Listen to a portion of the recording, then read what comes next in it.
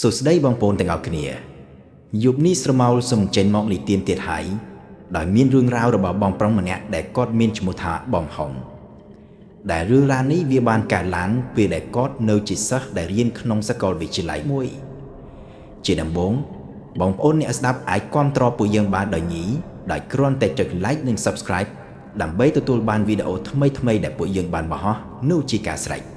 រឿងរ៉ាវនៅយប់នេះគឺជារឿងរបស់បងហុងបងប្អូនអ្នកស្ដាប់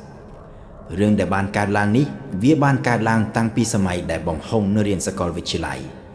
សូមនិយាយបកក្រោយវិញប្រហែលជាខ្ទង់7-20ឆ្នាំមុនប៉ុន្តែទោះបីជា admin បានប្រាប់ថាវាជារឿងរបស់បងហុងក៏ប៉ុន្តែតាមពិតទៅរឿងនេះគឺជារឿងរបស់បងពេដែលជាមិត្តជិតស្និទ្ធរបស់បងហុងម្នាក់ទៀតទៅវិញទេហើយបងហុងក៏បានយករឿងនេះមកប្រាប់ admin បន្តដោយសារតែបងហុងនិងបងពេគឺជាមិត្តភក្តិជិតស្និទ្ធនឹងគ្នារាល់ហេតុការណ៍ដែលកើតឡើងចំពោះបងពេភាគច្រើនគឺតែងតែមានបងហុងនៅក្នុងហេតុការណ៍នោះជាមួយគ្នាជានិច្ចសូមរំលឹកប្រវត្តិនៃការរាប់អានគ្នារវាងបងហុងនិងបងពេបន្តិចបងប្អូនឲ្យស្ដាប់បងហុងបានប្រាប់ admin ថា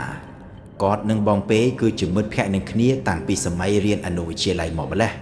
ហើយក៏រាប់អានគ្នាជាបន្តបន្ទាប់រហូតដល់រៀនចប់ថ្នាក់ទី12លុះដល់ចូលរៀនសាកលវិទ្យាល័យក៏ជ្រើសរើសរៀននៅកន្លែងតែមួយទៀតប៉ុន្តែអ្នកទាំងពីរជ្រើសរើសរៀនជំនាញផ្សេងគ្នាបងប្អូនឲ្យស្ដាប់សាកលវិទ្យាល័យដែលបងហុងជ្រើសរើសរៀននោះគឺស្ថិតនៅឆ្ងាយពីផ្ទះទើបធ្វើឲ្យអ្នកទាំងពីរត្រូវមកស្នាក់នៅហូលតាំងពីឆ្នាំទី1មកលុះដល់ឆ្នាំទី2ទាំងបងហុងនិងបងពេក៏សម្រេចចិត្តចេញពីហោរបស់សាលា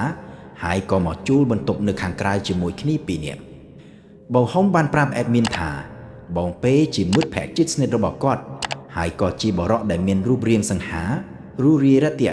ធ្វើឲ្យបងពេមាននារីចូលមកទាក់ទងច្រើនគួរសមក្នុងអំឡុងពេលឆ្នាំទី1និងឆ្នាំទី2នោះពេលនោះបងពេខ្លួនឯងក៏មិនតាន់មានសង្សារពិតប្រាកដដែរ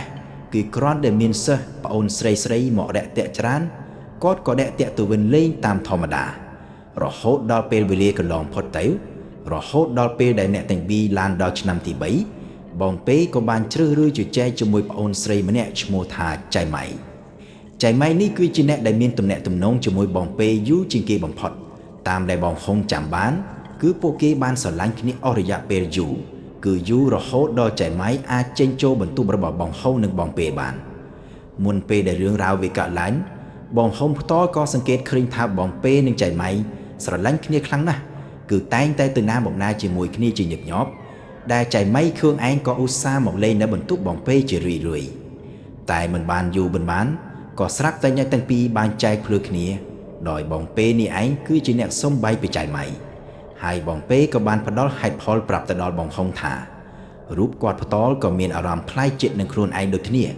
ពីមុនធ្លាប់តែស្រឡាញ់ចៃម៉ៃតែម្នាក់គាត់រហូតមកលុះដល់ថ្ងៃមួយក្តីស្រឡាញ់ដែលមានឲ្យចៃម៉ៃក៏បាត់អស់រលីងហាក់បីជាគាត់លែងចង់ឃើញមុខចៃម៉ៃសោះតែម្ដងបងពេក៏សម្រេចចិត្តសុំបាយពីចៃម៉ៃហើយបន្ទាប់ពីនោះបានតែមួយសប្តាហ៍ប៉ុណ្ណោះបងពេក៏មានសង្សារថ្មីម្នាក់ទៀតសង្សារថ្មីរបស់បងពេម្នាក់នេះឈ្មោះថាចៃវិនបងប្អូនអ្នកស្ដាប់ដោយចៃវិនគឺជានិស្សិតរៀនឆ្នាំទី4ជាសិស្សឆ្នាំទី4តែគួរតែរៀនចប់តាំងពី2ឆ្នាំមុនមកម្លេះប៉ុន្តែដោយសារចៃវិនម្នាក់នេះធ្វើសារណាមិនចប់ទើបគាត់ត្រូវបន្តស្ថានភាពជានិស្សិតនៅបែបនោះគឺជានិស្សិតឆ្នាំទី4អស់រយៈពេល 2-3 ឆ្នាំរហូតដល់គាត់មកជួបនឹងបងពេបន្ទាប់ពីបងពេបានមកតាក់ទងជាមួយចៃវិនបងពេខ្លួនឯងក៏បានផ្លាស់ប្ដូរអត្តចរិតទៅជាច្រើនគឺរូបគាត់មើលទៅស្រឡាញ់ចៃវិនខ្លាំងជាងសង្សារណាផ្សេងដែលធ្លាប់តាក់ទងហើយខាងចៃវិនខ្លួនឯងក៏ដូចគ្នាចៃវិនក៏ឧស្សាហ៍មកលេងនៅបន្ទប់បងពេជានឹកងាប់ដែរហើយដល់យូរទៅបងពេក៏ចាប់ផ្ដើមត្រឡប់មកបន្ទប់យឺតទៅពីដែលធ្លាប់ចេញពីរៀនម៉ោង 5 ល្ងាចក្រោយមកក៏ត្រឡប់មកវិញម៉ោង 10 ទៅ 11 យប់ឬមិននឹងចាំទេក៏ម៉ោង 1 ទី 2 រំលងអធ្រាត្រដែរតាន់តែយូរទៅគឺទាល់តែព្រឹកឡើងបានគាត់ត្រឡប់មកវិញតាមពិតទៅបងហុងក៏បានប្រាប់ដែរថារូបគាត់ក៏យល់ដែរថាមនុស្សដែលស្រឡាញ់គ្នាមានសភាពបែបណាប៉ុន្តែអ្វីដែលគួរឲ្យប្លែកចិត្តនោះគឺតាំងពីគាត់ធ្វើជាមិត្តភក្តិជាមួយបងពេមកជិត10ឆ្នាំមិនថាបងពេធ្លាប់មានសង្សារប៉ុន្មានអ្នក ក៏បងពេមិនได้បែបនេះពីមុនមកឡើយរហូតដល់ទីបំផុតបន្ទាប់ពីបងពេត្រឡប់មកវិញនៅពេលព្រឹកសឹងតែរាល់ថ្ងៃបងពេក៏បានមកប្រាប់បងហុងថាចុងខែនេះ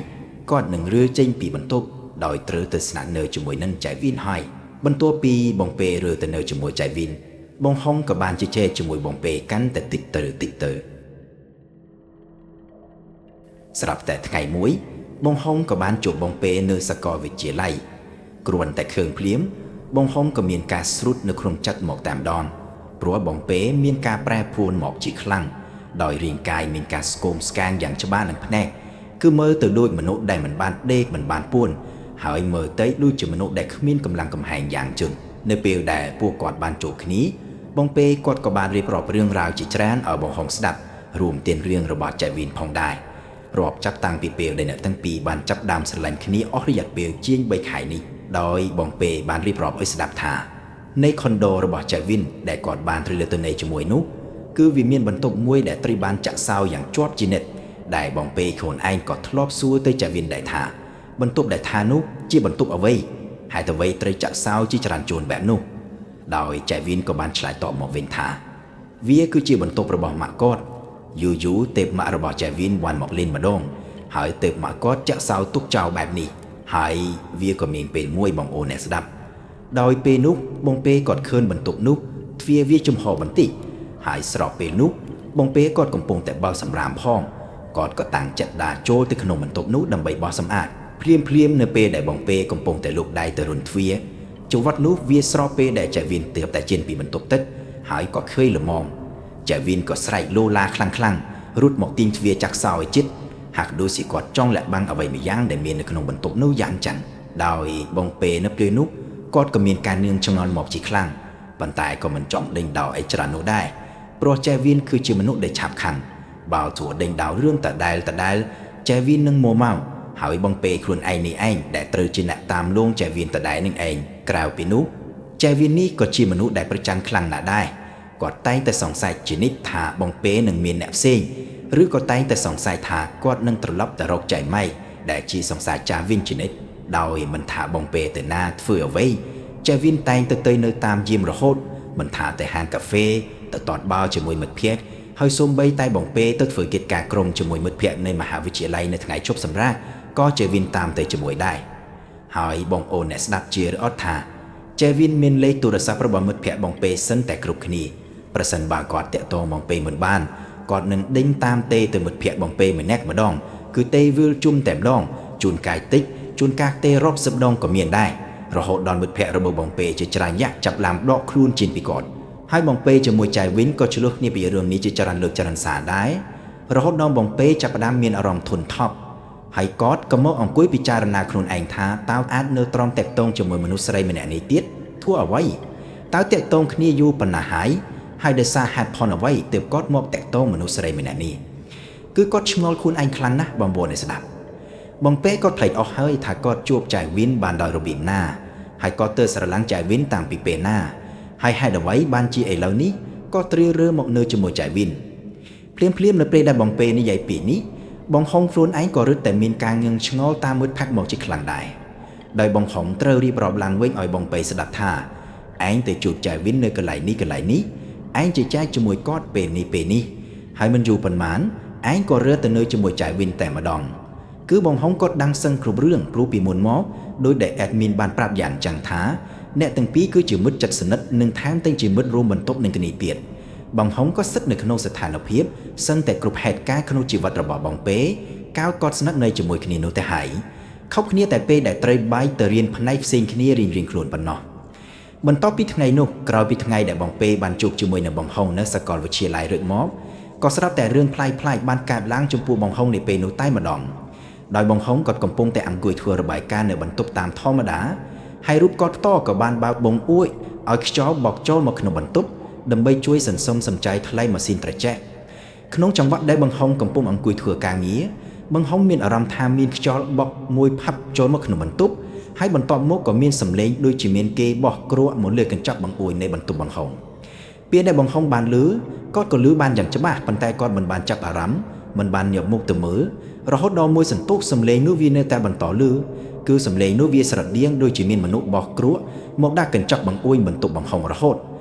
តតែបង្ហុងងើបមុខឡើងប៉ុន្តែពេលដែលងើបមុខឡើងអ្វីដែលគាត់ឃើញនៅត្រង់កញ្ចក់បង្អួយគឺគាត់បែរជាឃើញស្រមោលខ្មៅរបស់មនុស្សកំពុងឈរនៅត្រង់យ៉ឬរៀនហាលដែលនៅពេលបង្ហុងឃើញហើយខំសម្លឹងមើលឲ្យច្បាស់នោះមិនយូរអីប៉ុន្មានស្រមោលនៃរូបនោះក៏បានបាត់ទៅវិញភ្លាមឬនៅក្នុងពេលខ្លះក្នុងខណៈពេលដែលបង្ហុងកំពុងអង្គុយលេងកុំព្យូទ័រនៅក្នុងបន្ទប់ឬគាត់ផ្ទាល់ក៏តែងតែឮសំឡេងមនុស្សស្រីសើចតិចៗចូលមកក្នុងត្រចៀកឬជួនកាលក៏មានក្លិនស្អុយឆ្អាបដូចជាក្លិនឆ្អាបរបស់សត្វដែលងាប់ក្នុងទឹកលូយ៉ាងចិនគឺក្លិននោះវាបក់ចូលមកតាច្រមុះដោយមិនដឹងប្រភពពេទ្យប្រកាសទោតែសោះហើយនៅយប់មួយបងពេក៏បានទូរស័ព្ទមករកបង្ហុងហើយប្រាប់ថានឹងមកគេងផងហើយពេលដែលមកដល់បងពេក៏មកក្នុងសភាពមួម៉ៅយ៉ាងខ្លាំងដល់ពេលនោះបង្ហុងមិនដឹងទេថាមុតផែតគាត់កើតអ្វីព្រោះបងពេបានប្រាប់ថាខ្លួនគាត់កតល់មានអារម្មណ៍ប្លែកៗជាមួយចៃវិនគឺបងពេបាននិយាយថាជួនកាលគាត់មានអារម្មណ៍ថាខ្លួនគាត់មិនបានស្រឡាញ់ចៃវិនតលទេសោះហើយគាត់ក៏ចាំមិនបានថាហេតុអ្វីបានជាគាត់ព្រមទៅតាក់ទងជាមួយចៃវិនដែរដែលបងពេខ្លួនឯងក៏បាននិយាយថាឬមួយអញត្រូវអង្គើគេទេដឹងបងពេក៏បានរៀបរាប់ឲ្យស្ដាប់ថាពេលដែលគាត់នៅជាមួយចៃវិនតែ2នាក់រូបគាត់តែងតែលឺចៃវិនជជែកជាមួយអ្នកណាក៏មិនដឹង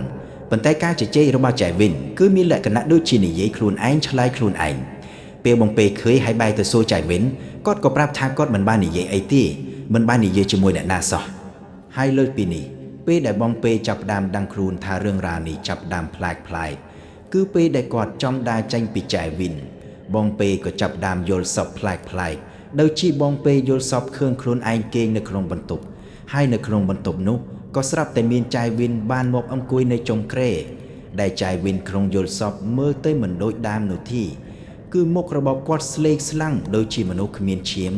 ក្របភ្នែកធំដូចជាចង់លៀនចេញពីប្រឡងភ្នែក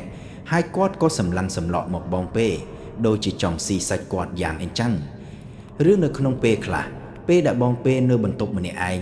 រូបគាត់ផ្ទាល់ក៏តែងតែឮសំឡេងចៃវិនយំតិចបន្លាឡើងតាមខ្យល់មកឬក៏មានយប់ខ្លះបងពេគាត់ក៏បានឃើញចៃវិនដើរទាំងមកមើលមកមាយចេញពីលើគ្រែហើយក៏ដើរវិលចុះវិលឡើងនៅក្នុងបន្ទប់ពេលពាក់កណ្ដាលអាធ្រាត្រហើយអ្វីដែលធ្ងន់ធ្ងរតែម្ដងនោះគឺកាលពីប្រមាណយប់មុនបងពេគាត់បានឮសំឡេងមនុស្សដើរចុះដើរឡើងនៅក្នុងបន្ទប់ដែលរូបគាត់ផ្ទាល់ក៏ដឹងច្បាស់ហើយថាជាចៃវិនប្រហែលជាគាត់មកមើលងើបមកដើរកណ្ដាលបន្ទប់ដូចរដងហើយមើលទៅពេលនោះគ្រាន់តែភ្លាមដែលបងពេបានបើកភ្នែកឡើងមកបងពេក៏ស្រាប់តែឃើញចៃវិនមកមើលដើរកណ្ដាលបន្ទប់មែនប៉ុន្តែការដើររបស់ចៃវិនដែលគាត់ឃើញនៅក្នុងយប់នោះគឺវាប្លែកខុសពីមុនព្រោះចៃវិនដើរបណ្ដារំបណ្ដាដល់ដើរបណ្ដារំបណ្ដាហើយក៏រអ៊ឺរទាំតិចដូចជាគាត់សួរខ្លួនឯងឆ្លើយខ្លួនឯងសួរទៅសួរមកគាត់ក៏សើចនិយាយទៅនិយាយមកគាត់ក៏យំដូចជាមនុស្សឈួតបាត់បង់ស្មារតីយ៉ាងអញ្ចឹងហើយក៏ដោយដែល admin បានប្រាប់ពីមុនមកបងប្អូនអ្នកស្ដាប់ចៃវិនគាត់ជាមនុស្សដែលប្រច័ណ្ឌខ្លាំងហើយប្រច័ណ្ឌខ្លាំងមែនតែនមានលើកមួយបងពេអង្គុយធ្វើរបាយការណ៍នៅក្បែរមិត្តភក្តិស្រីនៅក្នុងមហាវិទ្យាល័យគ្រាន់តែចៃវិនឃើញគាត់ក៏ដើរមកពីណាក៏មិនដឹងគាត់ប្រាដៃកន្ត្រាក់សក់របស់សិស្សស្រីម្នាក់នោះរហូតផ្ងាក្រោយហើយហេតុការណ៍ក្នុងថ្ងៃនោះចៃដនបងហុងក៏ស្ថិតនៅក្នុងហេតុការណ៍នោះដែរដោយបងហុងនេះឯងដែលត្រូវជាអ្នកមកលារាំងខាត់ខៀងការជួបគ្នារវាងមិត្តភក្តិស្រីរបស់បងពេនិងចៃវិននេះហើយវាក៏មានច្រើនលើកទៀតដែលបងពេនិងចៃវិនបានឆ្លោះគ្នាពីរឿងប្រច័ណ្ឌរហូតដល់ចៃវិនខ្លួនឯងជ្រើសរើសការទៀមទីចំណាប់អារម្មណ៍ដោយការធ្វើបាបខ្លួនឯងអាត់ដៃខ្លះខំខ្លួនឯងខ្លះតាក់កំភ្លៀងខ្លួនឯងនិងវាយមុខខ្លួនឯងក៏មានរហូតដល់ជួនកាលមុខរបស់គាត់គឺពោពេញទៅដោយស្នាមជាមមកតែម្ដងហើយវាគួរឲ្យប្លែកណាស់ព្រោះបងពេសង្កេតឃើញរដងដែលចៃវិនធ្វើបាបខ្លួនឯងរហូតដល់រាងកាយមានស្នាមជាមឬមានរបួសមិនយូរប៉ុន្មានត្រឹមតែ2ទៅ3ថ្ងៃរបួសគ្រប់យ៉ាងឬស្នាមជាមគ្រប់កន្លែងវានឹងបាត់ទៅវិញដោយខ្លួនឯងបាត់ទៅដូចជាវាមិនដែលធ្លាប់មានអ្វីឡើងលើផ្ទៃមុខរបស់គាត់ទាល់តែសោះដៃបងហុងផ្ទាល់នៅពេលនោះក៏បានត្រឹមតែលំមិត្តភក្តិហើយប្រាប់មិត្តភក្តិថាបើនឹងបែកគ្នាគឺត្រូវសម្រេចចិត្តឲ្យច្បាស់បើចង់បែកក៏ប្រញាប់ប្រាប់គាត់ទៅបើទុកយូរជាងនេះមិនដឹងថាអ្វីនឹងកើតឡើងតទៅទៀតឡើយហ ហើយនៅក្នុងយប់ថ្ងៃដដែលនោះឯងដែលបងពេមកគេងនៅបន្ទប់បងហុងក៏បានប្រាប់ថាតាំងពីប្រលប់មករូបគាត់បានទទួលក្លិនស្អុយឆ្អាបបែបដដែលដែលធ្លាប់ធំមកពីមុនក្លិននេះវាភាយពេញបន្ទប់ដែលរកប្រភពមិនឃើញតតែសោះហើយប្រហែលម៉ោង11យប់នៅត្រង់បន្ទប់ក៏ស្រាប់តែមានសំឡេងគោកទ្វារបានបន្លឺឡើងសំឡេងគោកទ្វារនោះវាបានឮជាបន្តបន្ទាប់រហូតដល់បងហុងត្រូវដើរទៅមើលតាមប្រហោងទ្វារហើយក៏ស្រាប់តែឃើញចែវៀនឈរនៅពីមុខទ្វារបន្ទប់របស់គាត់តែម្ដងបងប្អូនអ្នកស្ដាប់គឺក្នុងសភាពមិនខុសគ្នាពីបងពេឡើយដែលតាំងពីបងហុងគាត់មិនដែលបានជួបចែវៀនមួយរយៈធំពីដើមដែលចែវៀនជាមនុស្សដែលមានសម្បុរសសាច់ឈាមត្រលុកត្រលន់ប៉ុន្តែឥឡូវនេះចែវៀនបែរជាខ្មៅស្រអាបហើយក៏ស្គមទៅតែម្ដងការស្គមដែលថានេះគឺមិនមែនស្គមធម្មតាទេគឺស្គមជាលក្ខណៈស្បែកដណ្ដប់ឆ្អឹងតែម្ដងបងប្អូនអ្នកស្ដាប់ភ្លាមដែលឃើញថាមានចែវៀនឈររងចាំនៅពីមុខទ្វារបែបនេះរូបគាត់ក៏បើកទ្វារបន្ទប់ចេញទៅតាំងចិត្តនឹងឲ្យចែវៀនបានដោះស្រាយគ្នាជាមួយបងពេដែលកំពុងគេងនៅក្នុងបន្ទប់គាត់នោះឯងគ្រាន់តែចង្វាក់ដែលបងហុងបើកទ្វារបន្ទប់ចេញទៅក្លិនស្អុយឆ្អាបក្លិនដដែលនោះវាក៏បាក់តែច្រមុះបងហុងយ៉ាងខ្លាំងរហូតដល់បងហុងខ្លួនឯងត្រូវដើរថយក្រោយដោយមិនដឹងខ្លួនដោយរូបភាពដែលឃើញនៅចំពោះមុខនោះគឺចែវៀនក្នុងសភាពទឹកមុខដែលមើលទៅខឹងខ្លាំងដែលគាត់ស្ទុះចូលមកក្នុងបន្ទប់ហើយក៏សម្ដៅទៅរកក្រែហ្គេងរួចក៏កន្ត្រាក់ដៃបងពេហើយក៏ទាញឲ្យចេញពីបន្ទប់ទៅតែម្ដងបងពេនៅពេលកំពុងគេងលុះក៏ធ្វើអ្វីមិនត្រែងរហូតដល់បងហុងត្រូវប្រញាប់រត់ចូលទៅខាត់ហើយក៏ចាប់ដៃបងពេទុកប្រហែលជាចង់ឲ្យជជែកគ្នាឲ្យដឹងរឿងសិនដើម្បីកុំឲ្យត្រឡប់ទៅឆ្លុះគ្នានៅបន្ទប់វិញទៀតប៉ុន្តែភ្លាមដែលបងហុងចាប់ដៃបងពេនោះចែវៀនក៏ស្រាប់តែញីកមុខខ្វាប់មករកបងហុងហើយក៏ស្រែកដាក់មុខបងហុងថាកុំមកចេះបងពេប្រហែលជាឃើញហើយថាខ្លួនឯងធ្វើឲ្យបងហុងពិបាកបងពេក៏ប្រាប់ឲ្យចែវៀនគឺរងចាំនៅឡានហើយចាំគាត់នឹងតាមចុះទៅរហូតដល់ទីបំផុតបងពេក៏ព្រមត្រឡប់ទៅជាមួយចែវៀនដោយសម្រួលក្នុងយប់នោះបងហុងផ្ទាល់ក៏គិតថាវាគួរតែចប់រឿងហើយអ្នកទាំងពីរក៏គួរតែត្រឡប់ទៅដោះស្រាយគ្នាហើយក៏ត្រូវគ្នាវិញដូចដើមនឹងឯងបងហុងក៏តម្រេកខ្លួនគេងដោយក្នុងខួរក្បាលពេលនោះក៏ចាប់ដើមគិតដល់រឿងក្លិនឆ្អាបហើយតាមដែលបងហុងសង្កេតបានក្លិនឆ្អាបដែលថានេះវាប្រកាសជាជាប់ខ្លួនមកជាមួយចែវៀនពិតប្រាកដណាស់ហើយមិនយូរប៉ុន្មានក្នុងខណៈពេលដែលបងហុងកំពុងគេងលក់រូបគាត់ក៏បានឮសំឡេងគឺជាសំឡេងដូចជាក្រចកដែលឆ្កូតទៅនឹងកញ្ចក់ហើយក៏ឆ្កូតដដែលឆ្កូតជាប់គ្នារហូតធ្វើឲ្យបងហុងផ្ទាល់ក៏ចាប់ដើមមានការធុញទ្រាន់ក៏សឹកតែបើកភ្នែកឡើងហើយងាកមុខមើលទៅតាមប្រភពនៃសំឡេងហើយបងហុងក៏បានសង្កេតឃើញថាមានស្រមោលមនុស្សកំពុងឈរនៅក្បែរជញ្ជាំងបន្ទប់ស្រមោលនៃរូបនោះមើលទៅស្គមស្កាំជាខ្លាំងស្លេកស្លាំងបែបដែលថាស្បែកដណ្ដប់ឆ្អឹងតែម្ដងហើយអ្វីដែលសំខាន់បំផុតនោះគឺក្រៅពីស្រមោលខ្មៅនោះដែលបងហុងបានឃើញវាក៏ភាយមកជាមួយក្លិនឆ្អាបបែបដដែលរូបស្រមោលខ្មៅដែលថានេះដូចជាវាដឹងថាបងហុងបានមើលឃើញវាក៏ស្រាប់តែស្រមោលខ្មៅនៅជញ្ជាំងបន្ទប់វាក៏សន្សឹមដើរមកក្បែរបងហុងប៉ុន្តែស្រមោលដែលថានេះវាដើរចូលមកក្នុងលក្ខណៈដែលដូចមនុស្សបាក់ជើងទាំងសងខាងយ៉ាងចឹងបងប្អូនអ្នកស្ដាប់ប៉ុន្តែវាក៏ខំព្យាយាមដើរចេញតិចស្រមោលនោះវាក៏សន្សឹមរំកើខ្លួនមកហើយក៏ស្រែកចេញមកដោយសំឡេងខ្លាំងថាកុំមកចេះជាមួយអញប្រកាសខ្លួនវីហើយរូបនោះវាក៏រំកើចូលមកគៀបទៅរហូតដល់បងហុងបានឃើញផ្ទៃមុខនោះយ៉ាងច្បាស់ផ្ទៃមុខរបស់ស្រមោលខ្មៅដែលដើរចូលមកគៀបវាគឺជាផ្ទៃមុខរបស់ចែវៀនប៉ុន្តែវាជាចែវៀនដែលផ្លាស់ប្ដូរមិនមែនជាមនុស្សទៀតនោះឡើយផ្ទៃមុខរបស់ចែវៀនវាបានប្រែខុសទ្រង់ទ្រីក្របភ្នែកទាំងសងខាងបានខោងចូលទៅក្នុងក្មេងនឹងនិតមើលមិនឃើញដោយគាត់បាននិយាយនៅប្រយោគដដែលថាកុំមកចេះជាមួយអញប្រយ័ត្នខ្លួនវៃកុំមកចេះប្រយ័ត្នខ្លួនវៃនៅពេលនោះបងហុងជឿជាក់ 100% ថា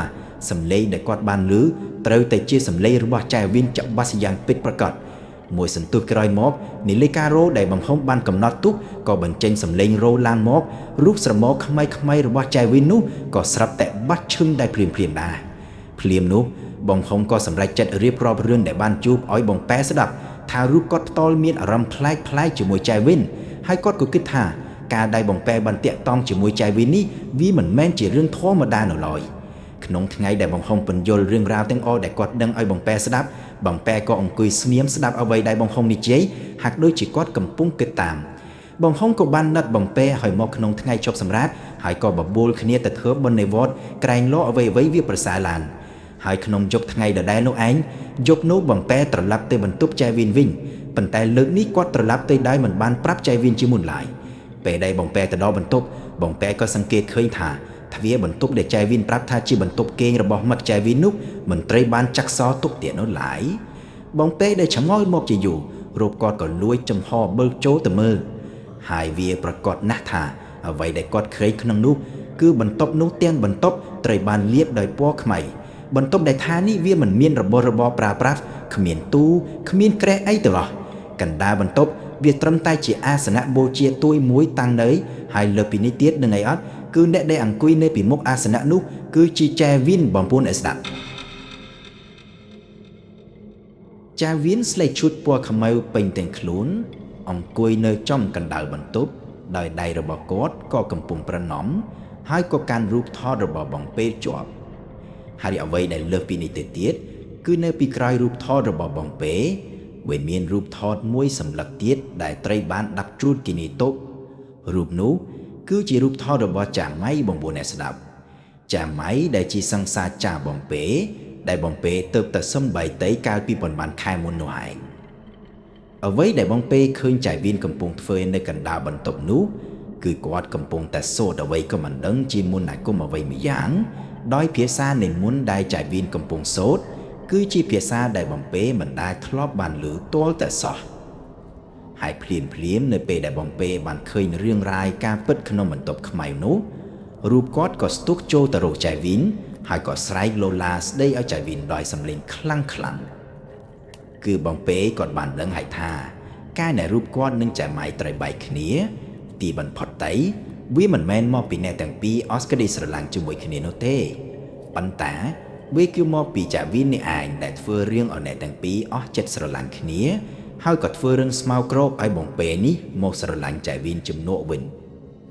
ពេលបងពេឃើញការពិតបែបនោះគាត់ក៏មានអារម្មណ៍ថាភ្ញាក់រលឹកភ្លាមគាត់ក៏សំបីចាវីននៅពេលនោះតែម្ដងហើយក៏ដឹកជញ្ជូនអីវ៉ាន់គ្រប់យ៉ាងចេញពីបន្ទប់ដោយយកតែរបស់ដែលចាំបាច់ហើយក៏តាំងចិត្តនឹងមកជួបបងហុងនៅបន្ទប់នេះឯងបងហុងក៏បានប្រាប់ថាក្នុងវិនាទីដែលគាត់ចេញពីបន្ទប់ចៅវីននោះដោយចៅវីនមើលទៅស្លុកចិត្តនិងមើលទៅផិតភ័យមកជាខ្លាំងចៅវីនក៏ព្យាយាមទាយដៃបងពេមកវិញប៉ុន្តែដោយចៅម៉ៃកម្លាំងខ្សោយគាត់ខាត់បងពេមិនឈ្នះនោះទេប្រណាមួយឥឡូវនេះបងពេដឹងការពិតគ្រប់យ៉ាងអស់ទៅហើយដែលវាហាក់ដូចជាភ្លាមដែលបំពេដឹងការពិតអាគមស្នេហ៍គ្រប់យ៉ាងដែលចៅវិញធ្វើដាក់បំពេវាក៏សាប្រលៀបទៅ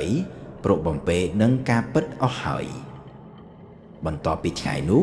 ទាំងបងហុំនិងបំពេក៏មិនដែលជួបចៅវិញទៀតនោះឡើយរហូតតតែពេលវេលាបានកន្លងផុតទៅរឿងរ៉ាវរបស់ចៅវិញក៏មកលឺដល់ត្រជីបំពេម្ដងទៀតព្រោះមិត្តភក្តិរបស់បំពេในតារាងបាល់ទាត់នោះពួកគេបានរៀបរាប់ឲ្យបំពេស្ដាប់ដោយចៃដុនមិត្តម្នាក់នោះគាត់ស្នាក់នៅខុនដូតែមួយជាមួយចៃវីនដែរមិត្តម្នាក់នោះប្រាប់ក្នុងថ្ងៃដែលគាត់មកជួបបំពេในតារាងបាល់ដែលគាត់បានសួរបំពេថាដឹងរឿងឬណីដឹងឬអត់ថាចៃវីនបានស្លាប់ហើយដោយមិត្តម្នាក់នោះក៏បន្តរៀបរាប់ឲ្យស្ដាប់ថាក្នុងល្ងាចថ្ងៃមួយពេលដែលមិត្តម្នាក់នោះត្រឡប់មកពីតារាងបាល់មិត្តម្នាក់នោះក៏សង្កេតឃើញថាในជាន់ក្រោមនៃខុនដូមានឡានសង្គ្រោះបើកស៊ីរ៉ែនពេញទៅទាំងអស់ពេលដាវចូលតែមៀក៏ឃើញមានសាកសពមនុស្សម្នាក់ត្រូវបានគ្របដោយក្រណាត់សពេលសួរចុះសួរឡើងមិត្តម្នាក់នោះទៅដឹងថាមនុស្សដែលត្រូវបានគ្របដោយក្រណាត់សនោះគឺជាចៃវីន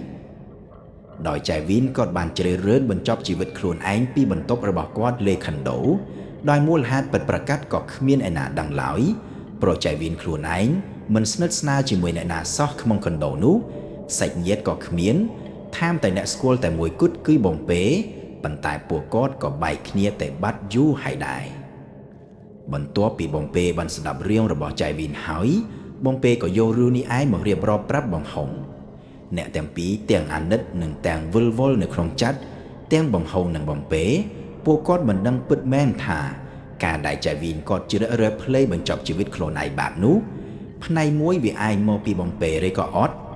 ឬក៏មិនប្រកាសទេព្រោះអំពើអាបធ្មួយដែលចៅវីនគាត់ចិញ្ចឹមអំពើដែលគាត់លេងនេះ ជួនកាលវាអាចនឹងត្រឡប់មកចូលខ្លួនឯង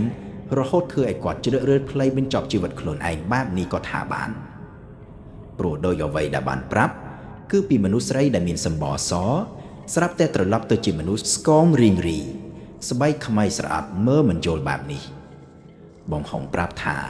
វាហាក់ដូចជាអំពើដែលចាវីនគាត់លេងវាចាប់ផ្ដើមស៊ីសាច់ខ្លួនឯងពីខាងក្រោមរហូតដល់សរីរាង្គកាយខាងក្នុងវាចាប់ផ្ដើមខូចខាតទាំងបុគ្គលិកភាពនិងផ្ទៃមុខរបស់ចាវីនដែលបងហុងធ្លាប់ស្គាល់វាក៏មិនដូចដើមទៀតនោះឡើយរឿងរ៉ាវក្នុងថ្ងៃនេះរបស់បងហុងនិងបំពេបងប្អូនអ្នកស្ដាប់តាមដែល admin បានអានរឿងរ៉ាវអំពីអំពើអាប់ធ្មត់បែបនេះមកបងប្អូនអ្នកស្ដាប់ជាទេមនុស្សដែលលេងអំពើបែបនេះមិនថាជាអ្នកដែលលេងខ្លួនឯងឬតែជួលគេឲ្យមកធ្វើអំពើដាក់អ្នកដទៃជុំបញ្ចាប់មិនដែលល្អសោះឡើយគឺម្នាក់ឈួតមិនបងស្មារតីសរុបមកគឺរបស់ពួកនេះប្រសិនបើអាចមិនគួរទៅប៉ះពាល់មិនគួរទៅពាក់ព័ន្ធឡើយគឺល្អបំផុតរបស់ពួកនេះវាអាចជួយយើងបានតែមួយផ្លែប៉ុណ្ណោះប្រសិនបើឲ្យខ្ញុំប្រៀបធៀបវាដូចជាការខ្ចីប្រាក់អ្នកមានឥទ្ធិពលនឹងឯងបងប្អូនអ្នកស្ដាប់ដូចជាការខ្ចីប្រាក់ក្រៃប្រព័ន្ធពេលខ្ចីបានប្រាបានលុយលៀនឃើញលទ្ធផលលឿនប៉ុន្តែយើងមិនដឹងតតែសោះអ្វីដែលយើងត្រូវសងគេវិញឬក៏តបស្នងគេវិញវានឹងធ្ងន់ធ្ងរឬក៏ឆើតលើលុបបណ្ណាជួនកាលយើងអាចនឹងមិនដឹងផងថាកាយដែលយើងប្រារបស់ពួកនេះហើយយើងជោគជ័យតាមបំណងហើយអ្វីដែលយើងត្រូវដោះដូរវិញឬសងគេវិញវាគឺជាអ្វីនោះទេ